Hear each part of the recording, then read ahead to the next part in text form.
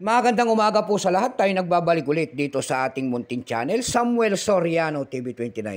Para mag-discuss ulit ng another coins. At ito po ay ating hilig, mangulikta ng barya. Kaya ho tayo nandito nagsiselling ng kanilang mga presyo sa ating mga online selling kung magkano gaano nakataas ang kanyang mga halaga.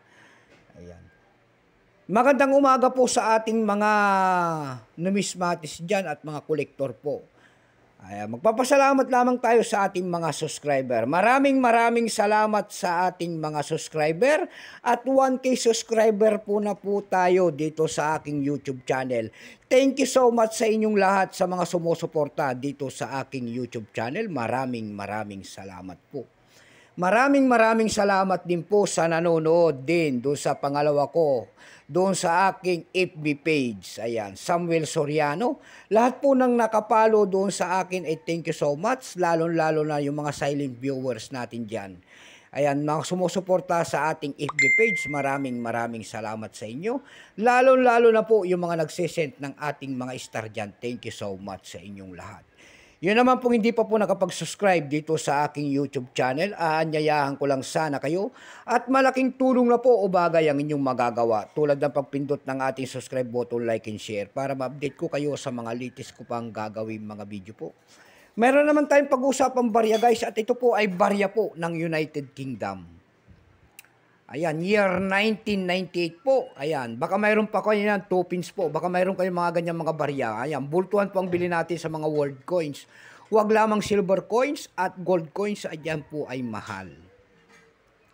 Bago tayo magsimula, ayan, kilalanin muna natin siya para makita natin ang kanyang presyo. Issue po niyan ay United Kingdom. Period niyan ay Queen Elizabeth II, 1952 hanggang 2022. Type nito standard circulation coins. Years, 1998 hanggang 2008. Value nito, 2 pence, United Kingdom. Currency, pound sterling, 1971 up to date po. Composition niyan ay copper-plated steel. May bigat lamang itong 7.12 grams. May habang 25.5 mm. May kapal po naman itong 2.5 mm. Hugis po bilog. Orientation ay middle alignment. Number NDAS7398. Reference number KM-987. Tatlong klase po ang nilabas sa barya na hawak natin ng United Kingdom.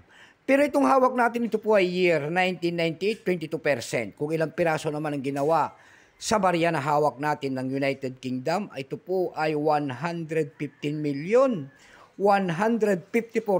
piraso po. May price na po ito doon sa ating numista.com kung tawagin ng ating mga kolektor. Yung kanyang almost uncirculated ay 13, uncirculated po ay 33 pesos na. Dumako naman tayo sa kanyang presyo sa ating mga online selling. Doon sa ating eb.com, mayroon tayong nakita nagbebenta doon ng $6.50. Nasundan po ito ng $3.20.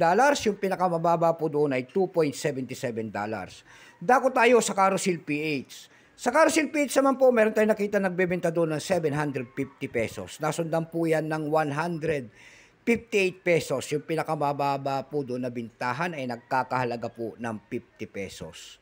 Ayan lamang po ang ating may babahaging kanyang presyo. Keep safe po sa lahat and God bless.